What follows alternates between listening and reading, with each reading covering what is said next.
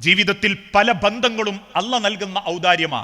24-ാമത്തെ വയസ്സ് വരെ ഞാനൊരു മകൻ മാത്രമായിരുന്നു. അൻസാർ എന്നൊരു കുട്ടി, ഒരു മകൻ മാത്രം. 24-ാമത്തെ വയസ്സിൽ പടച്ച റബ്ബ് എന്നെ ഒരു ഭർത്താവാക്കി. 25.5 വയസ്സായപ്പോഴേക്കും പടച്ചോൻ എന്നെ ഒരു വാപ്പയാക്കി. ഇന്നിതാ 39-ാമത്തെ വയസ്സിൽ 4 മക്കളെ വാപ്പയാക്കി. പടച്ച റബ്ബ് എന്റെ ആവശ്യങ്ങളും അല്ലെങ്കിൽ എന്റെ അനുഗ്രഹങ്ങളും ഓരോന്നും കൂട്ടിത്തന്നു. ഞാനൊരു ജ്യേഷ്ഠനാ, ഞാനൊരു അളിയനാ, ഞാനൊരു കുടുംബത്തിൽ അമ്മാവനാ. ഓരോന്നോരോന്നും പടച്ച റബ്ബ് എനിക്ക് ഏൽപ്പിച്ചു തന്ന ബന്ധങ്ങളാ. ഇതൊന്നും ഇല്ലാതായി പോകുമ്പോഴേ മനുഷ്യരെ ഓരോ ബന്ധത്തിന്റെ വിലയും നമുക്ക് മനസ്സിലാക്കാൻ പറ്റൂ അല്ലേ? ഇക്കഴിഞ്ഞ കൊറോണ കാലഘട്ടത്തിൽ 24 കൊല്ലം വിദേശത്ത് ജോലി കുടുംബത്തിന്റെ കൂടെ ജീവിച്ചിരുന്ന ഒരു ചെറുപ്പക്കാരൻ ആ ജോലി നഷ്ടപ്പെട്ട് കൊറോണ കാലത്ത് നാട്ടിക്ക് വന്നു. ഏകദേശം 1 ഏക്കർ പറമ്പിന്റെ നടുവിലുണ്ടാക്കിയ 4000 സ്ക്വയർ ഫീറ്റിന്റെ വീട്ടിൽ അവനും അവന്റെ ഭാര്യയും മക്കളും ഒറ്റക്ക് ജീവിക്കുന്ന സമയം ഒരാൾ പോലും തിരിഞ്ഞോക്കാനില്ല. എന്നിട്ടും ആ കുടുംബത്തെ സ്നേഹിച്ചൊരു വാപ്പ 4:45 മണിക്ക് സുബഹിക്ക് പള്ളിയിലേക്ക് പോകുമ്പം ആ മകന് വേണ്ടിയിട്ട് കട്ടൻ ചായ സൈക്കിളിൽ വെച്ച് ചവിട്ടി വന്നിട്ട് മോന്റെ കുമ്മറത്ത് വെച്ചു. 8:30 മണിയാകുമ്പോഴേക്കും ഉമ്മ ഉണ്ടാക്കി കൊടുക്കുന്ന ഭക്ഷണം എടുത്തിട്ട് ആ വാപ്പ സൈക്കിൾ ചവിട്ടിയിട്ട് വന്നിട്ട് ആ മുറ്റത്ത് വെച്ച് പോകും. തൻ്റെ പേരക്കുട്ടികളെ ഒന്ന് കളിപ്പിക്കാൻ പോലും പറ്റാതെ അപ്സ്റ്റെയറിൽ ഇരിക്കുന്ന പേരക്കുട്ടികളെ നോക്കി കണ്ണു നിറഞ്ഞ് തിരിഞ്ഞു നടന്നു പോകുന്ന വാപ്പാനെയും ഉമ്മാനെയും കണ്ടപ്പം, ആ അനിയനെ കണ്ടപ്പം ആ ജ്യേഷ്ഠൻ പറഞ്ഞൊരു വാക്കുണ്ട്, 24 കൊല്ലം എനിക്ക് തോന്നാത്തൊരു തോന്നല്, ഇന്ത്യയൊക്കെ സമാധാനം എൻ്റെ കുടുംബാന്ന് എനിക്ക് അപ്പളാ ഉസ്താദെ ബോധ്യപ്പെട്ടത് എന്ന് ആണ്. നമുക്കാരെങ്കിലുമൊക്കെ കൂടെ ഉള്ളതാണ്ടാ നമ്മളെ ധൈര്യം. ഒരൊറ്റപ്പെട്ടു നോക്കണം, വാപ്പയും ഇല്ലാണ്ടായി നോക്കണം, ഒരേട്ടനും അനിയനും ഇല്ലാണ്ടായി നോക്കണം. നമ്മൾ ഒറ്റപ്പെട്ടതുപോലെ നമുക്ക് മനസ്സ് ഫീലിംഗ് ആക്കാൻ തുടങ്ങും. വാപ്പ മരിച്ചു, പിന്നെ മൂത്താപ്പയാ ധൈര്യം, മൂത്ത ജ്യേഷ്ഠൻ മരിച്ചപ്പോഴേക്കും നമ്മളെ പ്രാണന്റെ മുക്കാഭാഗവും നശിച്ചു തുടങ്ങുന്ന നമ്മൾ അറിയും. അതുകൊണ്ടാ മഹാനായ റസൂലുള്ളാഹി സല്ലല്ലാഹു അലൈഹി വസല്ലം പഠിപ്പിച്ചതും അള്ള നൽകുന്ന ഓരോ ബന്ധങ്ങളും അതിൻ്റെ പവിത്രതയിൽ കൊണ്ടടക്കണം. ഓരോരുത്തർക്കും കൊടുക്കേണ്ട ബഹുമാനവും ആദരവും നമ്മൾ കൊടുക്കണം. അത് വാപ്പയായാലും ശരി, ഉമ്മയായാലും ശരി, കുടുംബത്തിൽ ആരായാലും ശരി, ഭാര്യന്റെ കെട്ടിയ വാപ്പ അഥവാ ഭാര്യാപിതാവാണെങ്കിലും ശരി, ആരായാലും. ബാക്കിയൊക്കെ പേര് നമ്മൾ ഉണ്ടാക്കിയതാ. അത് അമ്മോശാക്ക, അത് അമ്മായി. എന്താ അവർക്കുള്ള ബഹുമാനം? പെണ്ണുങ്ങളോട് ചീത്ത ഉണ്ടെങ്കിൽ, ദേഷ്യം ഉണ്ടെങ്കിൽ അമ്മായിനെ അമ്മോശനെയും ചീത്ത അറിയും. കെട്ടിയോന്റെ വാപ്പനെയും ഇമ്മനെയും എന്ന് പറഞ്ഞാൽ മൂപ്പര വാപ്പയും ഇമ്മയും. എന്തെങ്കിലും ദേഷ്യം വന്നാൽ മൂപ്പരമ്മനെയും വാപ്പനെയും കുറ്റം പറയാ. ഒരിക്കൽ പ്രവാചകൻ സല്ലല്ലാഹു അലൈഹി വസല്ലമയും സഹാബാക്കളും മദീനത്തെ പള്ളിയിൽ ഇങ്ങനെ ഇരുന്നിട്ട് വലിയൊരു ചർച്ച നടത്തിക്കൊണ്ടിരിക്കുക. ആ ചർച്ച കേൾക്കുന്ന സഹാബാക്കൾക്ക് ആഗ്രഹമുണ്ട്, ആ ചർച്ചയൊന്ന് നടപ്പിലാക്കാൻ വേണ്ടി റസൂൽ ഞങ്ങളെ തെരഞ്ഞെടുക്കും എന്ന പ്രതീക്ഷയിലാണ് മുഴുവൻ സഹാബാക്കളും. ഓരോ സഹാബാക്കളും റസൂലിന്റെ മുഖത്തേക്ക് ഇങ്ങനെ നോക്കി നിൽക്കുക, ആരെയായിരിക്കും റസൂലുള്ള തെരഞ്ഞെടുക്കുന്നതെന്ന് അറിയാൻ. അള്ളാന്റെ ഹബീബ് തെരഞ്ഞെടുത്തതാവട്ടെ ആ കൂട്ടത്തിൽ അത്ര പ്രസക്തനല്ലാത്ത അംർ ഇബ്നു ആസ് റളിയല്ലാഹു അൻഹു എന്ന സ്വഹാബിയെ. അംർ റളിയല്ലാഹു അൻഹുവിനെ അടുത്തേക്ക് വിളിച്ച് റസൂലുള്ള പറഞ്ഞു, അംറേ, ഈ കാര്യം താങ്കളാ ചെയ്യേണ്ടത്. ഇക്കണ്ട സഹാബത്തിന്റെ നടുവിൽ വെച്ച് അള്ളാന്റെ റസൂൽ എന്നെ തെരഞ്ഞെടുത്തു എന്ന് കേട്ടപ്പം അംർ റളിയല്ലാഹു അൻഹുവിന് വല്ലാത്തൊരു സന്തോഷം. അദ്ദേഹം സഹാബാക്കൾക്ക് ഉറക്കെ ചോദിച്ചു, റസൂലേ, താങ്കൾക്ക് ഇവരിൽ ആരോടാ ഏറ്റവും ഇഷ്ടം? ഈ കൂടിയിരിക്കുന്നവരിൽ താങ്കൾക്ക് ഏറ്റവും പ്രിയപ്പെട്ടവർ ആരാ നബിയേ? അംറടക്കം മുഴുവൻ സഹാബത്തും കരുതി അള്ളാന്റെ റസൂൽ ഇപ്പം അംറിന്റെ പേരായിരിക്കും പറയാന്ന്. പക്ഷേ മുഴുവൻ ആളുകളെയും അത്ഭുതപ്പെടുത്തിക്കൊണ്ട് റസൂലുള്ള പുഞ്ചിരിയോടെ പറഞ്ഞു, എനിക്കേറ്റവും ഇഷ്ടം എൻ്റെ ഭാര്യ ആയിഷ ബീവിനെയാ. ചോദ്യം തെറ്റിദ്ധരിച്ചോ എന്ന സങ്കടത്താൽ അംർ റളിയല്ലാഹു അൻഹു തിരിച്ചു ചോദിക്കും, റസൂലെ, ഞാൻ അതല്ലായിരുന്നു ഉദ്ദേശിച്ച്. ഈ ആണുങ്ങളെ കൂട്ടത്തിൽ നിങ്ങൾക്ക് ആരോടാ ഏറ്റവും ഇഷ്ടം? മുഴുവൻ സഹാബാക്കളും ജാഗ്രതയോടെ റസൂലുള്ളാന്റെ മുഖത്തേക്ക് നോക്കുമ്പം അള്ളാഹുവിന്റെ റസൂലുള്ള ഒന്ന് എഴുന്നേറ്റ് പുഞ്ചിരിച്ച് 2 അടി മുന്നോട്ട് നടന്ന് തലകുമ്പിട്ടിരിക്കുന്ന ഒരു മനുഷ്യന്റെ തോളത്ത് പതുക്കെ 2 അടി അടിച്ചിട്ട് പറഞ്ഞു, ആയിഷ കഴിഞ്ഞാൽ എനിക്ക് ഏറ്റവും ഇഷ്ടം എൻ്റെ ആയിഷാന്റെ വാപ്പ അബൂബക്കറിനെയാണ്. എൻ്റെ ആയിഷാന്റെ വാപ്പ അബൂബക്കറിനെ എനിക്കിഷ്ടം. അബൂബക്കർ സിദ്ദീഖ് റളിയല്ലാഹു അൻഹുവിനെയും ആയിഷ ബീവിനെയും റസൂൽ കൊടുക്കുന്ന ഒരു സ്ഥാനം നോക്കി മനുഷ്യരെ. അതേ ഇസ്ലാമിനെയും അതേ റസൂലിനെയും സ്നേഹിക്കുന്ന നമ്മളെ സ്വഭാവം എന്താ? ജ്യേഷ്ഠൻ അനിയനെ കണ്ടൂടാ, അനിയൻ ഏട്ടനെ കണ്ടൂടാ, ഏട്ടൻ്റെ അനിയൻ്റെ ഓളെ കണ്ടൂടാ, നാത്തുമാർക്ക് ആങ്ങളൻ്റെ ഓളെ കണ്ടൂടാ, ആങ്ങളൻ്റെ ഓളമാർക്ക് നാത്തുമാരെ കണ്ടൂടാ, വാപ്പാക്ക് മക്കളെ കണ്ടൂടാ, മക്കൾക്ക് വാപ്പാരെ കണ്ടൂടാ. ഇന്നതൊക്കെ ഒരു ഫാഷനാ. എന്തേ ആങ്ങളുടെ വീട്ടിക്കൊന്നും പോകലില്ലേ? ഇല്ല. അന്തേ ഞാൻ അത്ര യോഗ്യല്ല. അന്തേ പെണ്ണുങ്ങൾ തമ്മിൽ എന്തോ 1-2 പറഞ്ഞു, പിന്നെ അങ്ങോട്ടും ഇങ്ങോട്ടും പോക്കും വരവൊന്നുമില്ല. ഇത് വലിയ സുജായിത്തരപ്പോ. നിസ്കരിക്കുന്ന മനുഷ്യന്മാരത് പറയണത്. നോമ്പ് വെൽക്കുന്ന അല്ലെങ്കിൽ പള്ളീന്റെ പ്രധാനപ്പെട്ട ഭാരവാഹിത്വം വഹിക്കുന്നവര്, സ്ഥാനത്തിരിക്കുന്നവര്, നാട്ടിലെ നല്ല ഇസ്ലാഹി പ്രവർത്തകനാ. പിന്നെ എന്തേ കുഴപ്പം? കാർണൂരായിട്ട് പണക്കാ. എന്തേ? മരിച്ച സമയത്ത് വാപ്പാന്റെ വീതം വെച്ച സ്വത്തിൽ എന്തോ ഒരു കശപിശ. ഇപ്പൊ അങ്ങനെ തന്നെയാ. നന്നാക്കാൻ കമ്മിറ്റിക്കാരിടപെട്ടോ? എന്നിട്ട് നന്നായില്ല. അതെന്താ? രണ്ടാക്കും വാശി തീരുന്നില്ല. രണ്ടാളെ നെറ്റിമേലും നിസ്കാരത്തായുണ്ട്, രണ്ടാളെ കുടുംബത്തിലും ഖുർആൻ ക്ലാസ്സിന് പോകുന്ന അമ്മാരുണ്ട്. രണ്ടാളും നാട്ടിൽ ആവേശത്തോടെ പറയും വാപ്പ ഞങ്ങളെ വളർത്തിയതുകൊണ്ടാണ് ഞങ്ങൾ ഇങ്ങനെയായത് എന്ന്. പക്ഷെ കുടുംബം നന്നായിട്ടില്ല, കുടുംബത്തിൽ സമാധാനം ഉണ്ടാവൂല. ഇന്നത്തെ കാലഘട്ടത്തിൽ എത്രത്തോളം എന്ന് ചോദിച്ചാ ചിലർ ആവേശത്ത് പറയുന്നൊരു വാക്കുണ്ട്, ഞാൻ മരിച്ചാൽ പോലും എൻ്റെ മയ്യത്ത് കാണാൻ ഇനി വരണ്ട. ചിലർ കുടുംബത്തിൽ വസിയത്ത് കൊടുക്കും, ഞാൻ മരിച്ചാലേ എൻ്റെ മയ്യത്തോളെ ഓനെ ഒന്നും കാണിക്കരുത് ട്ടോ. എന്തിനു മനുഷ്യരെ? ആരെയാ ദുനിയാവില് നമുക്ക് തോൽപ്പിക്കണ്ടേ? ആരെ മുൻപിലാ നമുക്ക് ജയിക്കണ്ടേ? എന്നിട്ട് അവസാനം മയ്യത്ത് പള്ളി കൊണ്ടുവെക്കുമ്പം കാണാം, പള്ളിയിൽ നിന്ന് മക്കൾക്ക് മൈക്ക് കൈമ കിട്ടുമ്പോഴേക്കും അക്കാലം വരെ വാപ്പാനെ പറ്റി ചിന്തിക്കാത്തവൻ പോലും ഉമ്മാനെ പറ്റി ആലോചിക്കാത്തവൻ പോലും മൈക്ക് കൈമ കിട്ടുമ്പോഴേക്കുണ്ട് നെഞ്ചു പൊട്ടി കണ്ണ് നിറഞ്ഞിട്ട് ഒരു ചോദ്യം, മരിച്ചെന്റെ വാപ്പാന്റെ കബർ വിശാലാവാൻ നിങ്ങൾ ദുആരിക്കണം, വിട്ടുകൊടുക്കണം എന്നൊക്കെ. അങ്ങനെ ചോദിക്കാൻ ഇസ്ലാം തെളിവില്ലട്ടോ. ഉലമാക്കളെ നാട്ടിൽ വന്നാ സംസാരിക്കുന്നതെന്ന് എനിക്കറിയാം, ഞാൻ തെരഞ്ഞിട്ട് കണ്ടിട്ടില്ല.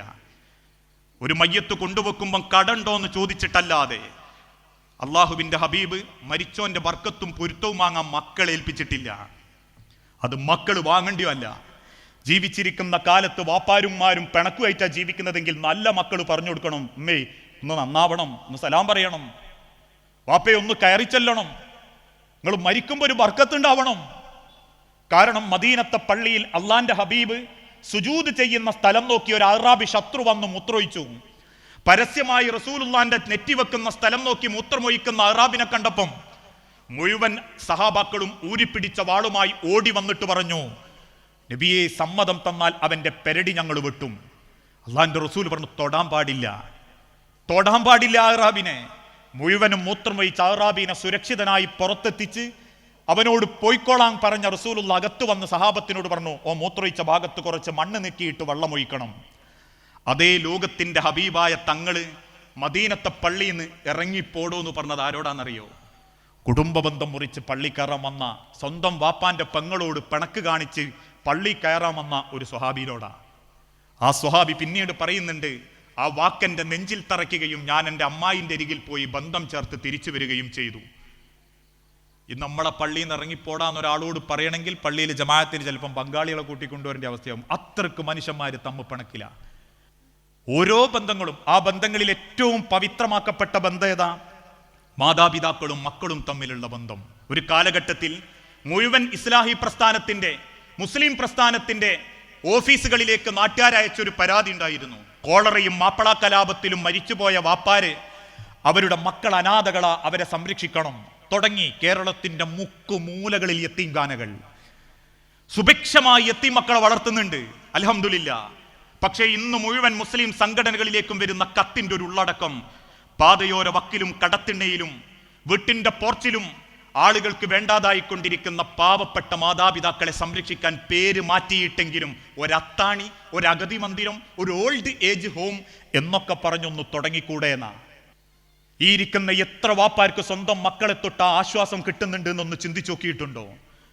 മക്കളെ നാട്ടിൽ കുറവാക്കണ്ടെന്ന് കരുതിയിട്ട് മക്കളെ മരിയക്കളെ ആട്ടും തുപ്പും കിട്ടിയിട്ട് ജീവിക്കുന്ന രക്ഷിതാക്കൾ ഒരു ഭാഗത്തുണ്ടാകുമ്പം സ്വന്തം വാപ്പനെയും പ്രാണനെ പോലെ കൊണ്ടടക്കുന്ന മക്കൾ മറുഭാഗത്തുണ്ട്.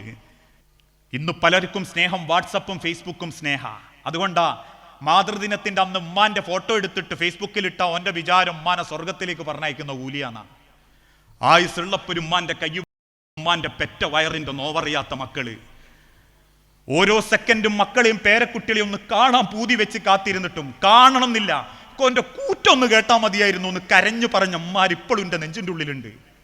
ഞാൻ അങ്ങനെ പോറ്റിയതാ ഉസ്താദെ, പക്ഷേ ഓന്റെ കൂറ്റൊന്ന് കേട്ടാ മതിയായിരുന്നു എനിക്കിന്ന്. അവസാനം മരിച്ചമ്മാന്റെ മയ്യത്ത് കണ്ട് വാവിട്ട് കരഞ്ഞിട്ടോ പള്ളിയിൽ ഉസ്താദിനോട് ചോദിക്കുക, ഉമ്മാക്ക് വേണ്ടി എനിക്കിനി എന്താ ചെയ്യാനുള്ളത്? ഞാൻ യത്തീംഖാനക്ക് 100 അരി കൊടുക്കട്ടെ? ഒരു കാര്യവുമില്ല. ഇനി 100 ഒരു പള്ളി തന്നെ ഉണ്ടാക്കി കൊടുത്തിട്ടും കാര്യമല്ല. ആയുസുള്ളപ്പ അമ്മാന്റെ കൈയൊന്ന് പിടിച്ചിട്ട്, എങ്ങനെയുണ്ട് ഉമ്മാങ്ങളെ സൂക്കേട്, ഞാനൊരു ദിവസം ലീവാക്കി വരാം, നമുക്കൊന്ന് വാപ്പനെയും കൂട്ടി ഒന്ന് കാണിക്കാമെന്ന് പറയുന്നതിനേക്കാളും വലുതല്ല മനുഷ്യരെ മരിച്ചിട്ട് കാണിക്കുന്ന അഭിനയം. മരിച്ചു കഴിഞ്ഞാൽ ആ ചില മക്കൾ ഉമ്മാന്റെയും വാപ്പാന്റെയും പോരിശ പറയും, വാപ്പ അങ്ങനെ നോക്കിയതാ ഞങ്ങളെ. ഞാൻ ചെറുപ്പത്തിൽ ഒരു 5ാം ക്ലാസ്സിൽ നിൽക്കുമ്പോൾ വാപ്പ ഞാൻ തോളിലെടുത്തിട്ട് കൊടിയത്തൂരൂടെയൊക്കെ നടന്നത് ഇപ്പോഴും എൻ്റെ മനസ്സിലുണ്ട് നോക്കിയാൽ ചിലര് അവനാന്റെ കുറ്റബോധം തീർക്കാൻ പോരിശയായിട്ട് പറയാ. എല്ലാ മക്കളും അല്ലട്ടോ, എല്ലാ മക്കളും അല്ല. സ്വന്തം വാപ്പനെയും ഇനിയും പൊന്നുമല്ല നോക്കുന്നവരുണ്ട്. മോന്റെ കൈമക്കടന്ന് മരിച്ച വാപ്പുണ്ട്. എനിക്ക് എന്നെ മോനായിട്ട് പടച്ചോൻ തന്നതിനേക്കാളും വലിയൊരു കൂലി അല്ല എനിക്ക് തന്നിട്ടില്ല എന്ന് ബാപ്പന്റെ നാവുമെന്ന് കേട്ട് മരിച്ച മക്കളുണ്ട്. പക്ഷെ ഇന്നത്തെ കാലഘട്ടത്തിൽ ഒന്ന് ചിന്തിച്ചു നോക്കൂ, നമ്മളെ വീട്ടിലെ മാതാപിതാക്കൾ അവരെ എത്രത്തോളം നമുക്ക് മനസ്സിലാക്കാൻ പറ്റിയിട്ടുണ്ട് എന്ന് ചിന്തിക്കണം. നമ്മളെ മക്കളെ മനസ്സിലാക്കാൻ നമ്മളെ ചെറുപ്പ കാലഘട്ടത്തിൽ നമ്മളൊരു സമയമെടുക്കും. എൻ്റെ അമ്മ എന്നോട് ഇടക്കിടക്ക് പറയുന്ന ഒരു കഥ ഉണ്ട്. അതായത് അംഗൻവാടിയിലേക്ക് ഉമ്മ കൂട്ടിക്കൊണ്ടുപോകുമ്പോൾ കുറെ ഒക്കത്തെടുക്കും ഉമ്മ, പിന്നെ അമ്മക്ക് മതിയാകും. അപ്പം അമ്മ അവിടെ വെച്ചിട്ട് അവനോട് പറയും, ഈ ശേഷം നടന്നാ എന്നെ അംഗൻവാടിയിലാക്കി തരാൻ. പക്ഷെ അമ്മ പറയും ഇനി നടക്കൂലായിരുന്നു. അവസാനം ഞാൻ എന്നെ തോൽപ്പിക്കാൻ വേണ്ടിയിട്ട് കുറേ അങ്ങോട്ട് നടക്കും, ഞാൻ പോവുകയാണേ എന്ന് പറഞ്ഞിട്ട്. പക്ഷെ ഈ നിന്നെടുത്ത് നനങ്ങൂല, ഞാൻ തിരിച്ചു വന്ന് പിന്നെ എന്നെ എടുത്തു പോകും. അത്ര ക്ഷമ, അതേ ക്ഷമ ഞാൻ അവർക്ക് തിരിച്ചു കൊടുക്കേണ്ട ഒരു കാലത്തിലേക്ക് എൻ്റെ അമ്മയും ബാപ്പയും പോയിക്കൊണ്ടിരിക്കുന്നത്. ഈ കുട്ടിനേക്കാളും വാശി അവർക്ക് വരുന്ന ഒരു കാലുണ്ട്. ഒരു കുട്ടിത്തത്തിലേക്ക് അവർ തിരിച്ചു മടങ്ങുന്ന ഒരു കാലം. ആ കാലത്ത് അവരുടെ ചോദ്യങ്ങൾക്കും അവരുടെ നിരന്തര അന്വേഷണങ്ങൾക്കും ചില മക്കൾക്ക് ഇന്ന് വെറുപ്പാ, അവർക്ക് അലോഗ്യ, അസ്വസ്ഥതയാ. ഞാൻ ചിന്തിക്കാറുണ്ട്, കേരളത്തിൽ സൗദി അറേബ്യയിൽ ഉണ്ടായ ഒരു കഥ വാട്സപ്പിൽ കൂടെ എനിക്കും അയച്ചേക്ക് 100-ലധികം ആൾക്കാർ. ആ കഥ എങ്ങനെയാ? അനിയന്റെ അടുത്തായിരുന്നു വാപ്പ. വർഷങ്ങളോളം വാപ്പാനെ നോക്കാൻ ജ്യേഷ്ഠൻ ചോദിച്ചു, അനിയൻ കൊടുക്കണില്ല. അവസാനം കേസെടുത്തു, സൗദി അറേബ്യയിലെ കോടതിയിൽ കേസെടുത്തു വാപ്പാനെ കിട്ടണമെന്ന്. കോടതി വിധിയായി, വാപ്പാന്റെ കൂടെ പറഞ്ഞേക്കണം. കോടതി വരാന്തേന്ന് വാപ്പാന്റെ കൈ പിടിച്ച് സന്തോഷത്തോടെ കാറ് കയറാൻ ഒരുങ്ങുന്ന ജ്യേഷ്ഠന്റെ അടിയിൽ വന്ന് ആ ജ്യേഷ്ഠന്റെ മുഖത്ത് നോക്കി അനിയൻ പറഞ്ഞു, കാക്കേ നിങ്ങളിൻ്റെ സ്വർഗാട്ടോ കൊണ്ടുപോണെന്ന്. കേരളത്തിലെ മുഴുവൻ ഗ്രൂപ്പിലും പറന്നു ആ ഫോണ്, ആ മെസ്സേജ്. ഈ മെസ്സേജ് അയച്ചോൻ പോലും സ്വന്തം വാപ്പാനെ പോയി നോക്കിയില്ല, ആ വാപ്പാന്റെ കൈയൊന്നും പിടിച്ചു നോക്കിയില്ല. ഒരായുസ് മുഴുവൻ കുടുംബം തോൽക്കാതിരിക്കാൻ സ്വന്തം ജീവൻ കൊടുക്കുന്ന ലോകത്തിലെ ഒരു മനുഷ്യന്റെ പേരാ ആണ്. അത് വാപ്പയാവാം, ഭർത്താവാകാം. ആ ഭർത്താവും അവന്റെ അല്ലെങ്കിൽ ആ ഭർത്താവ് പിന്നെ വാപ്പയായി മാറിയതും അയാൾക്ക് വേണ്ടിയിട്ടല്ല, അയാളെ കുടുംബത്തിന് വേണ്ടി ജീവിക്കാനാ. ഓരോരുത്തരുടെ പിന്നിലും ഒരുപാട് സങ്കടങ്ങളുണ്ട്, കഥനങ്ങളുണ്ട്. പക്ഷെ ഇന്ന് ആർക്കും അതൊന്നും കേൾക്കണ്ട. ഓരോ വീട്ടിൽ ഓരോരുത്തർ, ഞാൻ എൻ്റെ പ്രസംഗത്തിൽ തന്നെ നിങ്ങൾ കേട്ടിട്ടുണ്ടാകും, വാപ്പാനെ നോക്കാൻ ആയുസുള്ളപ്പം നേരല്ലാത്തവനും വാപ്പാന്റെ മുതൽ വീതിക്കുന്ന അന്ന് ലീവ് എടുത്ത് മക്കളെയും കൂട്ടി വരും. എന്നിട്ട് കണക്ക് പറഞ്ഞ് ചങ്ങലിട്ട് അവനാൻ്റെത് റോഡ് സൈഡിക്ക് കിട്ടിയിട്ടില്ലേ കുടുംബക്കാരുമായിട്ട് പിണങ്ങിപ്പോവും. ഇനി കിട്ടിയതൊക്കെ റാഹത്തിലാണെങ്കിൽ പിന്നെ ഓൻ്റെ ചിന്ത ആ വാപ്പാനോട് എങ്ങനെ പോരിശ കാണിക്കാം എന്നാ. ചിലപ്പോഴൊക്കെ ഞാൻ ഹുതുബക്കൊക്കെ കയറുന്ന സമയത്ത് ചിലരിൻ്റെ കൈയടിച്ചറിയും, ഉസ്താദ് നിങ്ങളൊന്ന് ദുആ ഇരക്കണം. ഞാൻ ചോദിച്ചു, ആർക്ക്? വാപ്പക്ക് അല്ലെ ഉമ്മക്ക്? ഞാൻ ചോദിക്കും, അതെന്താ? ഒന്നുമില്ല, ഇടയ്ക്കിടയ്ക്ക് ഉറക്കത്ത് കാണുന്നു. ഇങ്ങനെ മനസ്സ് ചിന്തിക്കുമ്പോഴേക്കും കണ്ണ് നിറഞ്ഞു എന്ന്. ഈ മരിച്ച വാപ്പനെയും ഇങ്ങനെ ആലോചിക്കുമ്പോൾ കണ്ണ് നിറയുന്നത് ഭൂരിപക്ഷം ആരുതാന്നറിയോ? നല്ല നിലക്ക് ഉമ്മനെയും വാപ്പനെയും നോക്കാത്ത മക്കളെ കണ്ണാന്നറിയുക. നല്ല നിലക്ക് വാപ്പനെയും ഉമ്മനെയും പൈതലിനെ പോലെ നോക്കി യാത്രയാക്കി ഒരു മക്കളും കണ്ണീരോടെ പറയൂല. കാരണം അങ്ങനത്തെ മക്കളും എൻ്റെ കൈയടിച്ചിട്ട് പറഞ്ഞിട്ടുണ്ട്, എൻ്റെ കൈമെന്ന അവസ്ഥയെ വാപ്പ പോയത്, ചിരിച്ചോണ്ടാ വാപ്പ പോയത്, എനിക്കൊരു ബേജാറുമില്ല, എനിക്ക് അവിടെ ഉണ്ടാവാൻ പറ്റിയതും നോക്കാൻ പറ്റിയതും എൻ്റെ ഭാഗ്യമായിട്ട് കരുത്. എൻ്റെ മക്കൾ ഇന്നെ നോക്കുമല്ലേ എന്ന് എനിക്കറിയില്ല, പക്ഷെ എനിക്ക് ഉറപ്പാ എൻ്റെ വാപ്പനെയും ഉമ്മനെയും ഞാൻ അങ്ങനെയാണ് നോക്കിയത്. എന്നാൽ അതേ സ്ഥാനത്ത് വാപ്പനെയും ഉമ്മനെയും ഓർക്കുമ്പോഴേക്കും കണ്ണറിയും. സ്വന്തം മക്കൾ നമ്മളെ നേരെ തിരിഞ്ഞിക്കുമ്പോഴേക്കും നമുക്ക് അവരോട് ഗുണദോഷിക്കാനുള്ള ഒരു ജീവൻ പോലും നഷ്ടപ്പെടും. അതെന്തുകൊണ്ടാ? നമ്മളെ മനസ്സിൽ ചിന്ത വരും, എൻ്റെ വാപ്പനോടും ഉമ്മനോടും എനിക്ക് അങ്ങനെ ചെയ്തതുകൊണ്ടാണ് എനിക്കിത് തിരിച്ചു കിട്ടുന്നത്. അതുകൊണ്ട് ആരോടും പരാതി പറയാൻ പറ്റാതെ ഉരുകുന്ന ഒരു ഉരുകലുണ്ടല്ലോ, അത് തീരണ എന്നെ നിങ്ങളെ മണ്ണുക്ക് കൊണ്ടുവെക്കണം. ആ സമയം വരെ നമ്മളെ നെഞ്ചിൻ്റെ ഉള്ളിൽ ഉണ്ടാവുക. അത് മക്കളായാലും ശരി, മരുക്കളാണെങ്കിലും ശരി. അതുകൊണ്ടാണ് ഇസ്ലാം പഠിപ്പിച്ചതും വഖളാ റബ്ബുക അല്ലാ തഅബുദു ഇല്ലാ ഇയ്യാഹു വബിൽ വാലിദൈനി ഇഹ്സാന. അള്ളാഹു കഴിഞ്ഞാൽ പിന്നെ നിങ്ങൾ ഏറ്റവും കൂടുതൽ പരിഗണിക്കേണ്ടത് നിങ്ങളുടെ മാതാപിതാക്കളെയാവണം. അയൽപ്പക്ക ബന്ധങ്ങളും സൗഹൃദ വേദികളും ഒക്കെ ഇതൊക്കെ ഇടക്കിടക്കൊന്നും കയറി വെക്കണം. ഓരോ കുടുംബത്തിലുള്ള കാര്യങ്ങൾ ഞാനൊക്കെ ചിന്തിക്കാറുണ്ട്. ഒരു ഉമ്മാന്റെ വിഷയത്തിൽ തീരുമാനം എടുക്കാൻ മഹല്ല് കമ്മിറ്റിക്കാർ വരിക. ഉമ്മക്ക് എത്ര മക്കളുണ്ട്? 8 എണ്ണം, 8 ഗടാഗടിയന്മാര്, 5 ആണും 3 പെണ്ണും. ഉമ്മാൻ ഇളയോന്റെ വീട്ടിലാ, അവിടെ എന്തൊക്കെയോ പ്രശ്നങ്ങളുണ്ട്, ഇളയോന്റെ ഓളുമായിട്ട് ഒത്തുപോണില്ല. അപ്പൊ പരാതി ആരോടാ? പള്ളി കമ്മിറ്റിനോട്. 8 8 മക്കളുള്ള ഒരു ഉമ്മാന്റെ കാര്യം തീരുമാനിക്കാൻ പള്ളി കമ്മിറ്റി. എന്തേ ബാക്കിയുള്ള മക്കൾ ഇടപെടാത്ത? ചിലർക്ക് തോന്നി ഇടപെട്ടാ കൊണ്ടുവരേണ്ടി വരും, പിന്നെ 5 തലയിലാവും, ബാക്കിയുള്ള ഏറ്റിങ്ങൾ നോക്കൂല, അതുകൊണ്ട് പള്ളി കമ്മിറ്റി. ഇത്രത്തോളം അതപ്പതിച്ചു പോകുന്ന ഒരവസ്ഥയിലേക്ക് നമ്മളെ പല കുടുംബങ്ങളും മാറിയിട്ടുണ്ട്, പല ബന്ധങ്ങളും മാറുന്നുണ്ട്. ഓരോരുത്തരും എങ്ങനെയുണ്ട്, ഇല്ലാത്ത കഥകൾ ഉണ്ടാക്കി ഇമ്മനെയും മക്കളെയും തമ്മിൽ തെറ്റിക്കുന്നവരുണ്ട്, ഇല്ലാത്ത ആരോപണങ്ങൾ ഉന്നയിച്ച് വാപ്പനെയും മക്കളെയും തമ്മിൽ തെറ്റിക്കുന്നവരുണ്ട്.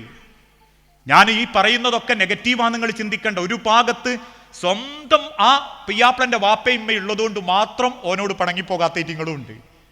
ഞാൻ ഈ കുടുംബത്തിലൊക്കെ കൗൺസിലിങ്ങിന്റെ മധ്യസ്ഥം പറയുമ്പം ചില പെൺകുട്ടികൾ അറിയും, ഞാൻ പോകില്ല ഉസ്താദേ, എന്താ, എനിക്ക് മൂപ്പരെ വേണ്ടെങ്കിലും അയാളെ വാപ്പനെയും എനിക്ക് മറക്കാനാവൂല, ആ വാപ്പനെയും എനിക്ക് മറക്കാനാവൂല, എനിക്ക് ഓല് മതി, ഒരു മോളപ്പുറം പോലും എന്നെ സ്നേഹിച്ചിട്ടുണ്ട് എന്ന്. അങ്ങനെ നോക്കുന്നവരുണ്ട്, ഇല്ലാന്നല്ല. എന്നാൽ അതേ സ്ഥാനത്ത് സ്വന്തം നാട്ടിൽ 15 ദിവസം ഉമ്മ സുക്കേടായി കിടന്നിട്ടും തിരക്കൊണ്ട് ഉമ്മനെ നോക്കാൻ നേരം കിട്ടിയില്ല. കാരണവരും പെങ്ങളും ഒക്കെ വിളിച്ച റിമ്മ എന്നെങ്ങനെ ചോദിക്കുന്നുണ്ട്, എനിക്ക് എപ്പോഴാ ഒന്ന് പറ്റെങ്കിൽ വന്ന് കയറി പോണട്ടോ, ഞാൻ വല്യമ്മനെ അല്ലെങ്കിൽ ഉമ്മാനെ ഒന്ന് കാണണേന്ന്. അവസാനം മരിച്ച ഉമ്മാന്റെ മയ്യത്തിന്റെ മുഖത്ത് നോക്കിയിട്ടോ പറയാ, ഉമ്മ ഞാൻ കാണാൻ പൂതി അറിഞ്ഞിരുന്നു.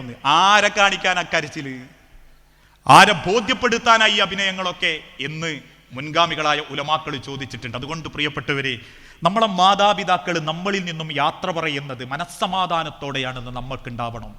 ആ ബോധവും ധൈര്യവും നമുക്കുണ്ടെങ്കിൽ അള്ള പറയുന്നു, ദുനിയാവിൽ എവിടെയും പടച്ചോങ്ങളെ കുഴക്കൂല, ദുനിയാവിൽ എവിടെയും പടച്ചോങ്ങളെ കുഴക്കൂല. ഖബർ പോലും പടച്ച റബ്ബ് സമാധാനം കൊടുക്കൂല എന്ന് പറഞ്ഞൊരു കൂട്ടരാരാന്നറിയോ? ഈ പെരുന്നാളിന്റെ ദിവസം, ആശൂറയുടെ ദിവസം, ലൈലത്തുൽ ഖദറിന്റെ രാവ്, ഇങ്ങനെ അള്ളാഹ്ക്ക് ഇഷ്ടപ്പെട്ട ദിവസങ്ങളിൽ അള്ള ഖബറിൽ പ്രയാസപ്പെടുന്ന ആളുകൾക്ക് ഇളവ് കൊടുക്കുന്ന അള്ളാന്റെ വക ഒരു ഇളവ്, ആ ഇളവ് പോലും പടച്ചോൻ ഖബറിലേക്ക് കൊടുക്കൂല എന്ന് പറഞ്ഞത് ഒരൊറ്റ കൂട്ടരാ. ഉക്കൂക്കൽ ഉമ്മഹാത്ത്, സ്വന്തം മാതാപിതാക്കളെ സങ്കടപ്പെടുത്തുന്ന മക്കൾക്ക്, ആ മക്കൾക്ക് പടച്ചോൻ ഖബറിൽ പോലും ഒരു സ്വൈര്യം കൊടുക്കൂലെന്നാ, ഒരു സമാധാനം കൊടുക്കൂലെന്നാ. ഒരു വാക്കോ ഒരു നോട്ടത്തിനോ വേണ്ടി ആഗ്രഹിക്കുന്നവരുണ്ട്.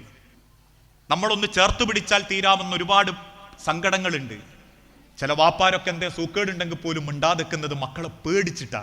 ഇനിയിപ്പം അതിൻ്റെ കൂടെ ഓനൊരു ചെലവ് വരുത്തി വെച്ചാൽ ഓൻ്റെ ആ വെറുത്ത മുഖം കാണാനാകില്ല, അല്ലെങ്കിൽ ഓൻ്റെ ഒക്കെ ഞാൾ കൂടെയുള്ള ഇഷ്ടമല്ല എന്നെങ്ങാനും നമ്മളെപ്പറ്റി പറയുന്നുണ്ടെങ്കിൽ മക്കളെ, ഈ ദുനിയാവെന്ന് അതിൻ്റെ 1000 മടങ്ങ് അനുഭവിപ്പിച്ചിട്ടല്ലാതെ പടച്ചോൻ തിരിച്ചു വിളിക്കൂലെന്നാ.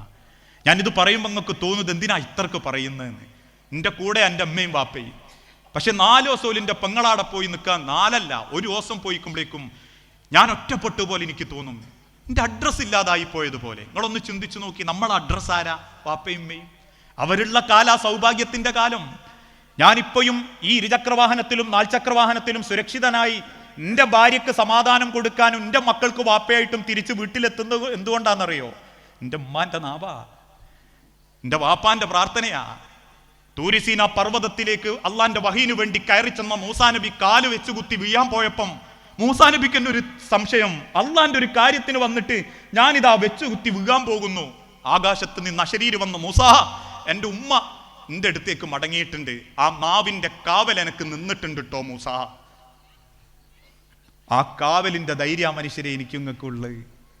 അത് ജീവിച്ചിരിക്കുമ്പോൾ തിരിച്ചറിയാൻ പറ്റിയിട്ടില്ല, പിന്നെ മരിച്ചിട്ട് ബോധ്യപ്പെട്ട ഒരു കാര്യവുമില്ല. വാപ്പാക്ക് ഇനി എന്ത് ചെയ്തു കൊടുക്കണമെന്ന് വാപ്പാന്റെ മരിച്ചതിന് ശേഷം ഓർമ്മ വരുന്നതെങ്കിലേ, ഉമ്മക്ക് ശേഷം ഓർമ്മ വരുന്നതെങ്കിലേ, അത് തീരൂല മനസ്സിൽ, നെഞ്ചിൻ്റെ ഉള്ളിൽ നിന്നും പോകൂല. ഒന്നും ചെയ്തു കൊടുക്കാൻ പറ്റാതെ ഉണ്ടാകുന്ന ഒരു നീറ്റലായി പോകും. ഇനി ഇതൊക്കെ കേൾക്കുമ്പം ചില വാപ്പാർക്കും ഉമ്മാർക്കും തോന്നും, ഇതൊക്കെ എൻ്റെ മക്കൾ കേൾക്കേണ്ടതായിരുന്നു എന്ന്. അഥവാ മക്കളെ മാത്രം വാപ്പാരുമാരെയും നോക്കിയാൽ മതി, വാപ്പാർക്കുമാർക്കും മക്കളോട് വേറെ ബാധ്യതയൊന്നും ഇല്ല എന്നാ ചില വാപ്പാരെയുമാരെയും ധാരണ. അല്ല, സ്നേഹം കിട്ടാൻ അർഹതയുള്ളത് സ്നേഹം കൊടുത്തവർക്കാ. മല്ലാ യർഹം ലാ യുർഹം.